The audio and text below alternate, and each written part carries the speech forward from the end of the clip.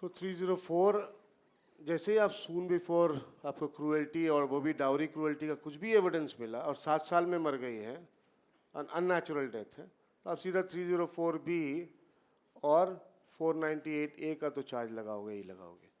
Now you will also see, are there any circumstantial evidences? Are there any circumstantial evidences which are suggesting that it can be a case of culpable homicide or murder? कुछ circumstantial evidences, कुछ ऐसे evidences जो कि क्योंकि culpable homicide और murder में आपको prove करना पड़ेगा that this accused has actually killed. तो actus reus prove करना पड़ेगा that this accused has actually killed, and also you have to prove the mens rea of the accused. Whereas in 304B, you don't have to prove that he has actually killed. You have to prove those elements. Once those elements are proved, the matter is over. It will be deemed. You see, section 304B is saying it shall be deemed that the accused has committed the caused the death of the lady, and it is called dowry death. So the difference between the two is the moment you find that it is a case of death, unnatural death within 7 years of the marriage, the woman has died, and you have got some evidence related to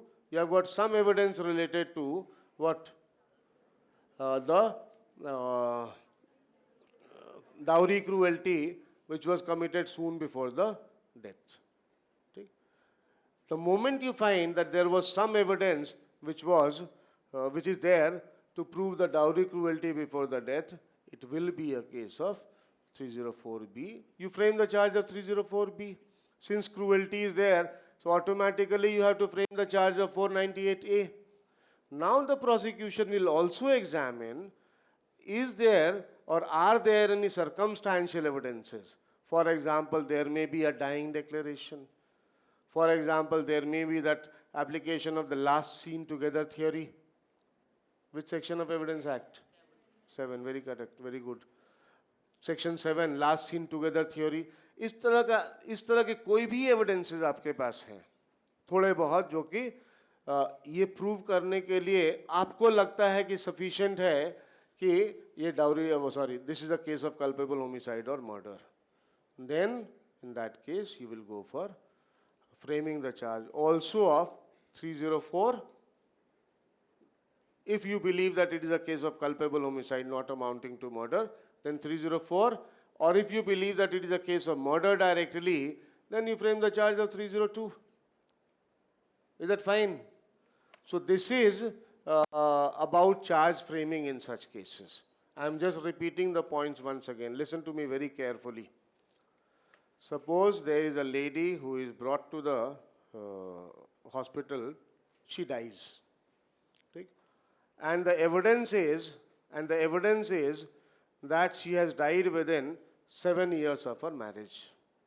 Okay? The prosecution has the evidence that she has died within 7 years of marriage, and also that it was a case of unnatural death, suicidal or homicidal. Now mind you, if it is suicidal, then obviously you will not go for 304 or 302. Suicidal death के cases में you can go for these sections and abetment to suicide. Okay? So that will be 306. Depending upon the age of the lady, it can be 305 also. That I have already taught you this topic. So, but let's presume that it was a homicidal death. Let's presume that it was a homicidal, unnatural death within 7 years of the marriage, and the prosecution has some evidence to prove that there was dowry cruelty with respect to dowry soon before the death.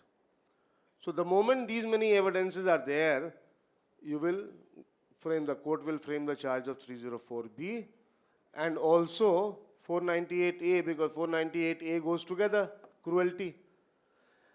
Now what I was trying to explain to you is, can these two charges be coupled with the charge of culpable homicide not amounting to murder or the charge of murder?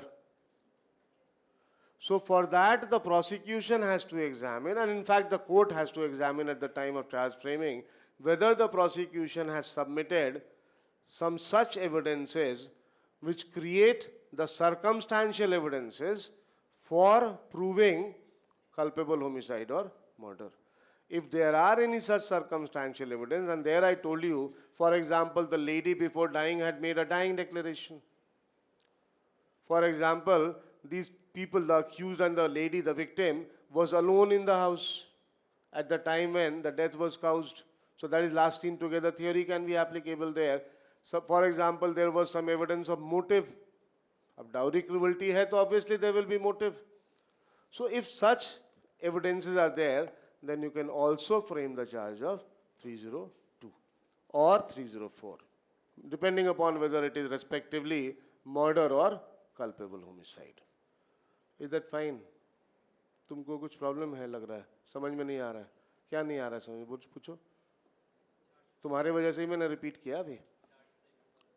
क्या नहीं आ रहा, बहुत सवाल तो पूछो.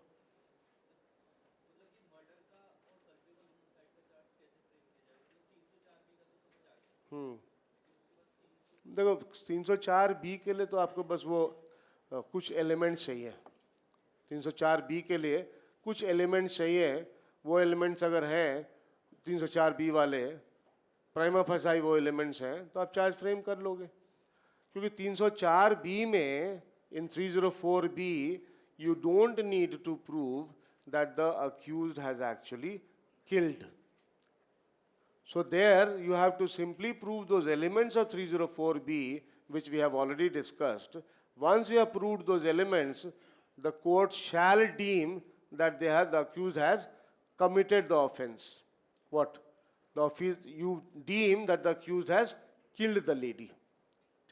So there you don't need circumstantial evidences to prove that the accused has murdered the lady or accused has committed culpable homicide of the lady. This you don't have to prove. I told you, dowry death is a matter of strict liability. It has been created with a specific purpose to prevent the menace of dowry and dowry death. So it is a legal fiction created under section 304b that you shall be deemed, means you shall be presumed to have caused the death of the lady. So therefore you could understand that easily, reason being that you know that these 3-4 elements are there. If you have got sufficient material for that, so what material? What evidence is? That she died an unnatural death, she died within 7 years of her marriage, and then there is some evidence of dowry cruelty soon before her death. The moment these elements are there on record, the court will frame the charges. After that, it comes to proving these elements, which the prosecution has to prove. The moment the prosecution proves that dowry cruelty soon before the death, 113b will raise the presumption, and that is shall presume. So all that you have understood? Now he is saying that he is not able to understand the charge relating to culpable homicide or murder. देखो, you have not read evidence, I believe. Evidence पढ़ा है? नहीं पढ़ा, शायद इसलिए नहीं समझ में आ रहा है. जब भी कोर्ट चार्ज फ्रेम करती है ना, whenever the court frames the charges, the court looks at what are the material available before itself to frame the charge. Mind you, at that time, none of these material has been yet proved. अभी trial तो हुआ नहीं है ना, charge तो trial के पहले होगा, तो therefore none of these materials have actually been proved. Fine? So it is only a prima facie material that is available before the court, on the basis of which the court will see under which section the trial shall be conducted. What I said was culpable homicide or murder. Let's talk about any one of them. Let's talk about murder. The same thing applies with culpable homicide. Murder में आप presumption raise नहीं करते हो कि it shall be deemed that you have killed that person. ऐसा नहीं है section में. Section में clear लिखा है whoever does an act with the intention of causing death. Now this is culpable homicide part 1, and then you know what is there in murder first clause. ठीक? Except in the cases here and after accepted, culpable homicide is murder if the act was done with the intention of causing death. That is the first clause of 300. And similarly, you can read the second, third, fourth clauses. अब here it has to be proved distinctly that the accused actually has killed the lady. So here, by proving certain things, the court is not going to raise the presumption that it is a case of murder. You have to prove distinctly the actus reus that the accused has caused the death of the lady. तो उसी ने मारा है, उसी ने चाकू मारा, उसी ने जलाया, ये प्रूव करना पड़ेगा.